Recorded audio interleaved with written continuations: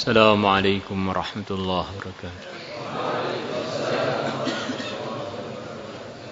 الفاتحة.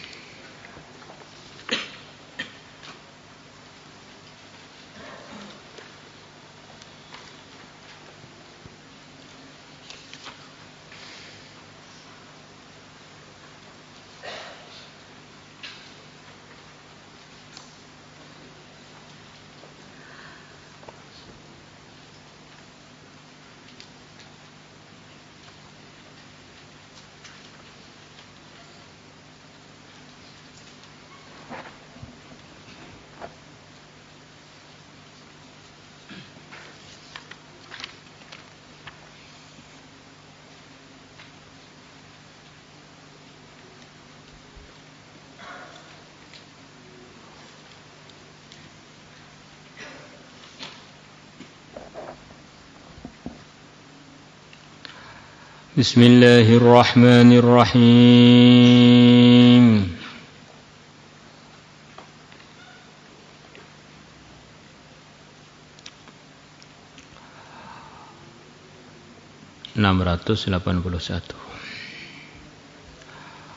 وعن أبي أمامة رضي الله عنه قال Qultu aku mengatakan ya Rasulullah sallallahu alaihi wasallam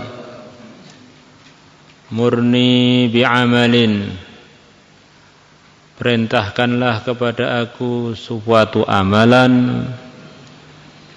Sahabat Abi Umamah datang pada Nabi minta diijazahi amalan. Qal, Nabi bersabda, alaika bis-shaumi, alaika peganglah olehmu bis-shaumi, puasa.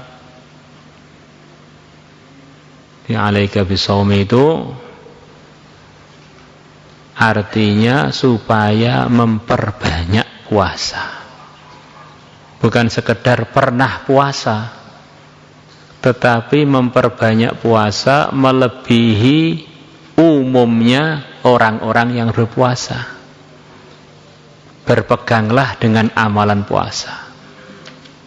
Maka nanti akan diceritakan dalam akhir hadis, Abu Umamah puasa terus kecuali kalau ada tamu, nggak pernah masak udah. Ini termasuk jadi dalilnya banyak ulama beliau-beliaunya puasa sepanjang tahun. Shaumud dahr, kecuali hari-hari yang dilarang untuk berpuasa, 2 hari raya kemudian hari tasyrik. Selain itu beliau-beliaunya puasa terus sepanjang tahun. Di antara yang diceritakan praktek mirip seperti itu adalah sahabat Abi Umamah, shaumud dahr.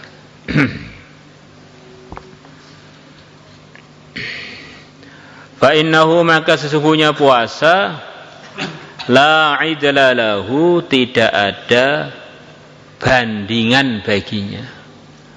Di puasa itu satu amalan yang mana ada kekhususan di dalamnya yang tidak ada di amalan-amalan yang lain.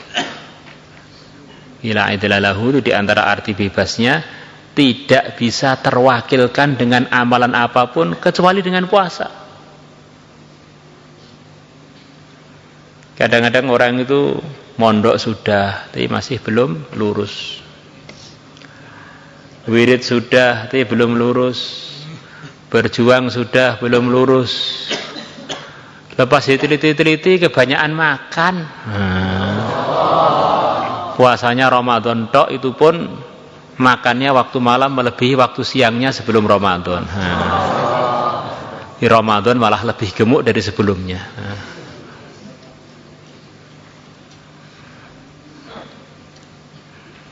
Diceritakan oleh para ulama dalam cerita penciptaan Allah mengenai nafsu kita. Di dalam diri kita itu ada nafsu, ada jiwa. Yang mana jiwa ini diantara karakternya suka merintah keburukan. Innan nafsa la ammaratum bisu. Sesungguhnya jiwa kita ini suka ngajak keburukan. Maka ada istilahnya para ulama, kalau orang itu pengen jadi orang soleh, perlu ada amalan namanya tazkiyatun nafas, pembersihan jiwa. Di jiwanya itu didaur ulang, dididik, ditarbiyah, dimujahadahkan. Maka selepas Allah menciptakan jiwa yang akan dimasukkan pada badannya setiap manusia, Allah masukkan jiwa tadi di neraka yang panas. Maka Allah bertanya kepada jiwa, wahai jiwa, siapa aku? Maka jiwa tadi menjawab, kamu ya kamu, saya ya saya. Ini adalah dorongan jiwa kita begitu itu. Ada waktu-waktu kita bilang, nggak usah ngisruin saya, kamu ya kamu, jangan sok alim. Ini dorongan jiwa. Kemudian maka kita lihat berapa banyak negeri-negeri panas. Mayoritas musimnya musim panas. Sekian banyak pelanggaran di negeri-negeri panas. Di panas itu nggak ngaruh untuk mentarbiah manusia, nggak ngaruh. Malah banyak orang-orang pengen maksiat dengan cari panas-panas. Di pinggir-pinggir pantai nggak pakai baju, panas-panasan.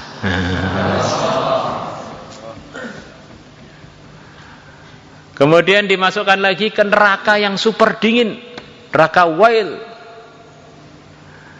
Maka nafsu ditanya, wahai nafsu, siapa saya? Allah yang berfirman, kamu ya kamu, saya. Masya Allah. Ternyata nafsu dengan musim dingin itu nggak terkesan. Maka kita lihat tempat-tempat yang dingin malah justru nafsu ngajak ke sana untuk maksiat di tempat dingin. Lebih nikmat maksiat di tempat yang dingin.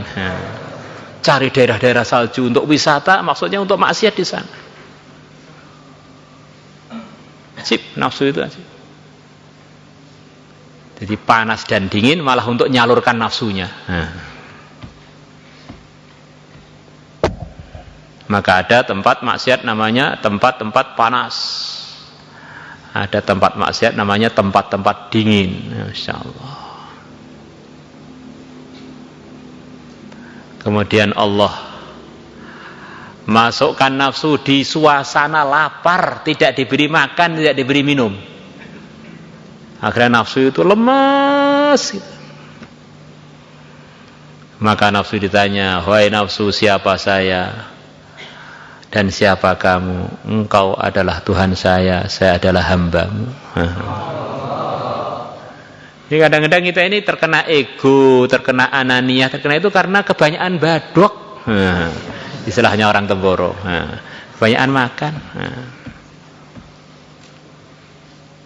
Kata Sayyidah Aisyah radhiyallahu ta'ala anha, kurang lebihnya perkara baru, perkara bid'ah yang muncul di kalangan umat Muhammad pertama kali yaitu makan kenyang, akhirnya apakah gendutan, akhirnya nggak bisa menahan nafsunya. Maka yang merasa gendut-gendut itu hati-hati.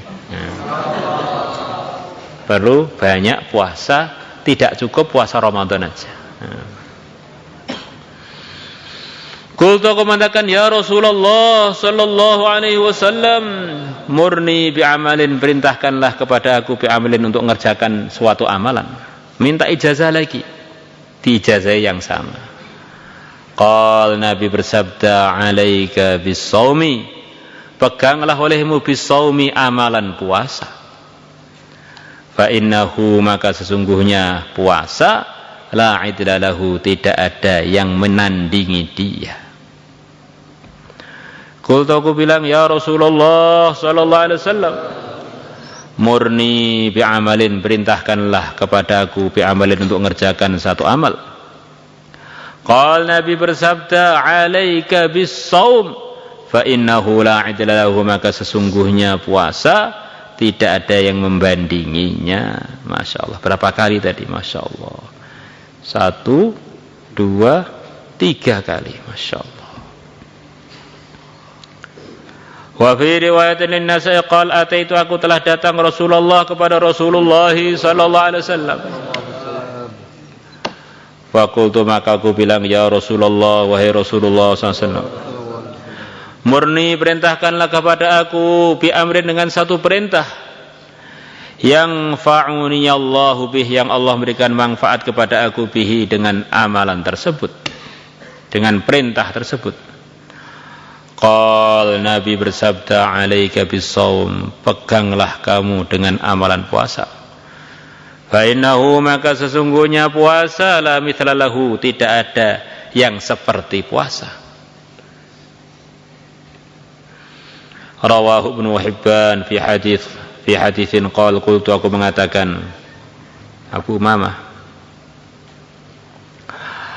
ya Rasulullah, wahai Rasulullah SAW, dullani ala amalin, tunjukkanlah kepada aku atas sebuah amalan, adkhulu bihil jannah, yang aku masuk bihi, dengan sebab amalan itu, al jannata, surga. Qal, Nabi bersabda, alaika bis-shaum, peganglah olehmu bis-shaumi, puasa. Fa innahu, maka sungguhnya, la mithla lahu, tidak ada yang seperti puasa. Qal, Nabi bersabda, fakana, maka ada Abu Umamah selepas dapat nasihat tadi, puasa. La yura fi baitihi dukhan, tidak pernah dilihat di rumah beliau ad-dukhanu, asap, enggak pernah masak. Naharon, siang hari, illa idza nazala bihim dhaifun, kecuali kalau ada tamu singgah pada mereka. Selain itu sudah enggak pernah masak siang, masaknya malam terus sudah. Insyaallah niat? Insyaallah. Selepas Ramadan kita teruskan dengan puasa sunnah lagi sampai kita mati. Wa an Abi Hurairah radhiyallahu anhu qala Rasulullah sallallahu alaihi wasallam, ughzu, berjuanglah kalian, tadmanu, maka kalian akan menjaminkan diri kalian. Jadi antara nyata tadmanu itu, kalau orang itu memperjuangkan agama, dia telah mendaftarkan dirinya termasuk bagian orang-orang yang terjamin dalam macam-macam anugerah yang didapatkan oleh pejuang-pejuang fisabilillah. Amalannya dilipatkan, debu-debu yang menempel dihargai dengan harga yang luar biasa, menyebabkan dia selamat dari mencium bau neraka, mencium aja tidak, apalagi masuk. Kemudian Masya Allah, masih banyak lagi pahala-pahala yang luar biasa yang Allah jaminkan untuk para pejuang-pejuang agama. Wasumu, dan puasalah kalian, tasihhu, maka kalian akan sehat. Ini resep dari Nabi. Pengen untung, terjamin, berjuanglah. Pengen sehat, puasalah. Ada orang macam-macam penyakit dia punya, macam-macam pengobatan dia lakukan, nggak sembuh-sembuh. Begitu dia puasa, sehat. Oh, ternyata kokean mangan Kang lagi. Perutnya itu capek, belum selesai giling masuk lagi, bising masuk lagi, akhirnya perutnya capek, badannya yang lain juga ikut capek, akhirnya jadi kondisi tubuhnya nggak fit. Di tubuhnya nggak pernah istirahat. Nah, kalau orang puasa itu tubuh kita istirahat dari menggiling itu 10 jam, 12 jam, Masya Allah. Makanan masuk di tubuh kita itu tergiling, ada yang 1 jam, 2 jam, 3 jam, ada yang 8 jam. Maka kalau orang puasa itu bisa dipastikan memang tuntas istirahatnya, perutnya itu tuntas beberapa jam istirahat.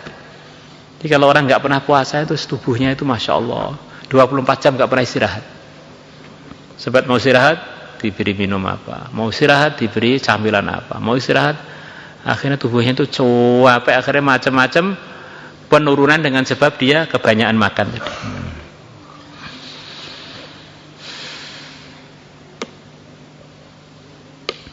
Wasafiru, dan safarlah kalian, tastaghnu, maka kalian akan menjadi orang yang berkecukupan. Kalau terjemah menyemangatinya, kalian akan jadi kaya. Jadi kalau orang itu pengen maju urusan ekonominya, diantaranya nggak boleh dia ini hanya tinggal di kampungnya saja. Harus ada safar. Maka di mana-mana seluruh dunia yang mendominasi ekonomi di daerah-daerah itu para muhajirin. Dengan sebab dia ada mujahadah itu, akhirnya punya fikir urusan ekonomi juga lebih melebihi orang yang hanya berkutat di daerahnya aja. Akhirnya lebih pintar daripada orang-orang yang dia datangi. Karena dia datangi mereka seperti orang lumpuh, hanya muter di dalam rumahnya, kampungnya, RT-nya. Mau ada duit berapa sih di satu kampung itu? Mau ada penghasilan berapa sih yang mau diputar di satu kampung itu? Kamu lihat toko di Temboro, mungkin kalau ada bilangan lebih dari 1000, mungkin 1000% muhajirin. Orang Temboro karena kurang safar, kecerdasannya mikir duit kalah sepertinya. La ilaha illallah. Sampai tukang-tukang bangunan ini bukan orang Temboro semua. Itu di kampung kalian nanti kalau lihat ya mirip begitu itu. Nanti di kota mana begitu itu. Bang, ini sudah sabda Nabi dari langit. Safiru tastaghnu. Safarlah kalian akan menjadi kaya. La ilaha illallah. Seperti sebagian santri yang otaknya jalan, datang ke pondok, weselnya 500, pas perpulangan kulaan bawa barang 5 juta, dijual di kampung 20 juta, balik lagi ke pondok, weselnya menjadi lipat-lipat karena sebab safar tadi, jadi pinter.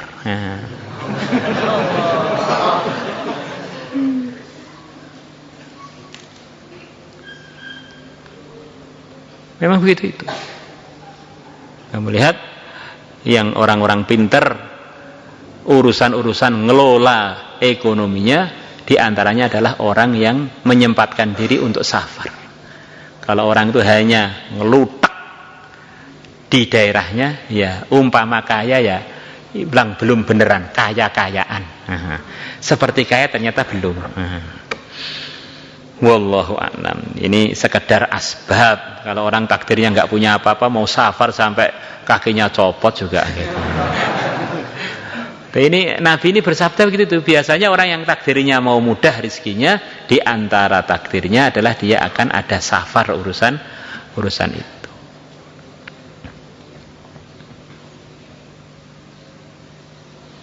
Coba sekarang yang mendominasi dunia di Indonesia itu kan barang-barang dari hasil safar. Ya kan? Suzuki, Yamaha, Honda itu kan bukan barang Indonesia, barang hasil safar dari Jepang. Barang-barang mereka disafarkan ke Indonesia, akhirnya mereka dapat uang banyak dari Indonesia. Coba kalau dijual di Jepang saja, kan nggak laku, berunduknya memangnya berapa? Turah-turah. Wa kharaja Ibnu Majah bi isnadi an Abi Hurairah radhiyallahu anhu qala Rasulullah sallallahu alaihi wasallam likulli syai'in zakah, segala sesuatu ada pembersihnya. Zakah itu adalah pembersih, ada pembersihannya. Wa zakatul jasadi as-shaum, dan zakatnya jasad adalah puasa. Ini zakat di makna pahala dan juga zakat di makna pembersihan dari macam-macam yang tidak menyehatkan. Kata sebagian syarahnya begitu itu. zakat dari segi jadi mudah takwa, terampuni dosa, mendapatkan pahala yang luar biasa. Di samping itu juga zakatul jasad bermakna zahir, tubuh kita berkesempatan untuk membersihkan diri dari kotoran-kotorannya makanan minuman yang kita minum.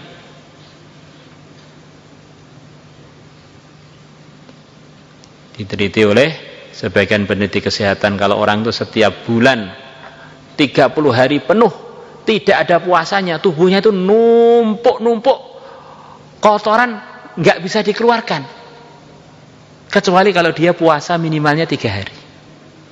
Begitu dia puasa 3 hari, maka puasa tadi seperti pekerja kebersihan, bersihkan mulai dari otak dia sampai kaki dia, dibersihkan, disuapu semua yang kotor-kotor. Maka orang kalau nggak pernah puasa sunnah, tubuhnya itu secara kesehatan seperti tong sampah. Akhirnya mengerak, tiba-tiba waktunya nikah sudah KKN, kanan kiri nuntun. La ilaha illallah, sudah nggak kuat apa-apa. Kirinya dituntun, kanannya dituntun, tengahnya nggak ada tenaga. Wasiyamu, dan puasa nisfu sabri adalah separuh sabar.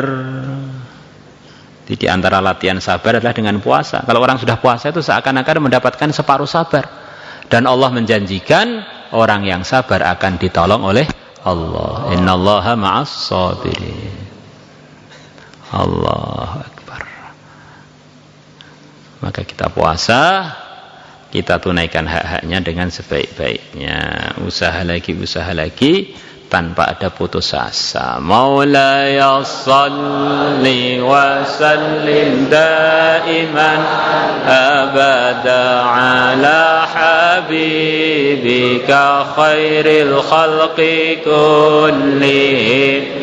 هو الحبيب الذي ترجى شفاعته في كل أرض من الأهوال مقتحم. يا ربي بالمصطفى بلغ مقاصدنا اغفر لنا ما مضى يا أرحم الراحمين يا أرحم الراحمين فرج على المسلمين يا عالم السر منا لا تهتك الستر عنا وعافنا واعف عنا وكلنا حيث كنا نرد بك الأعداء من كل وجهة وبالاسم نرميهم من البعد بالشتات فأنت رجائي يا إلهي وسيدي ففرق جيوشا للعداوة أثمرت وثم وأبكم ثم أعمي عدونا وأحرسهم يا ذا الجلال بحوصمة لي خمسة أطفي بها حر الوباء الحاطمة المصطفى والمرتضى وابنهما والفاطمة صلاة الله